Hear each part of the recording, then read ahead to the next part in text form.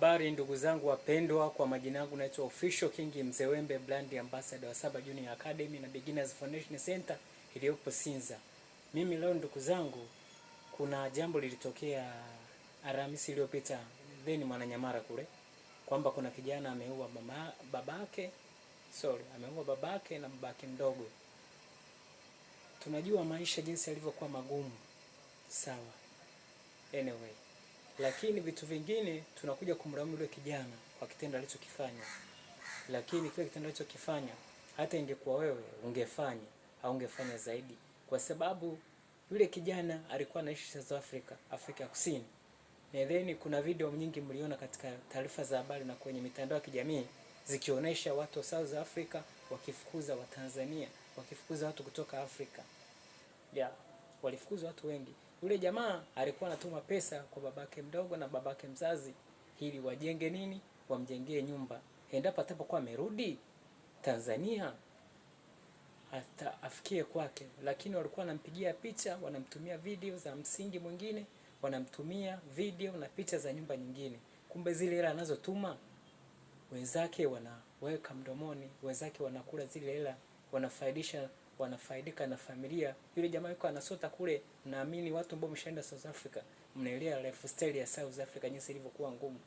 Bunduki nje kuona kuko nje South Africa.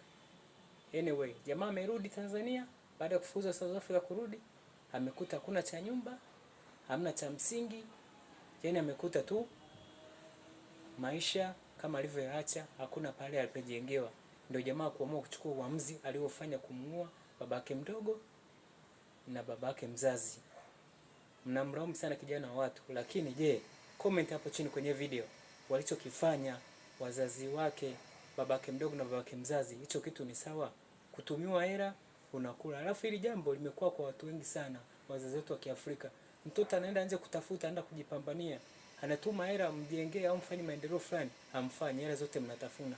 Naamini Afrika na pia Tanzania hizi kesi zipo nyingi sana za watu kufa. Hata anaweza kuwa sio mzazi, anaweza kuwa mama yako, anaweza kuwa baba yako, anaweza kuwa mjomba wako, anaweza kuwa kaka yako, anaweza kuwa dada yako, ukamtumia hela akaishia kuila hela yako bila kufanyia jambo la msingi uliomtumia. Wazazi, ndugu, mtu yote unajua una roho ya hivyo, na ndugu yako yuko nje anakutumia hela, unaitafuna, unaila, itakutokea Pwani kama ilivyotokea Pwani, baba mdogo na baba mtu waliouliwa Mwananyamala kule, wakafukiwa na kufukiwa chini ya ardhi. Kuweni makini, ondoeni roho za tamaa na roho za kuwa na tamaa.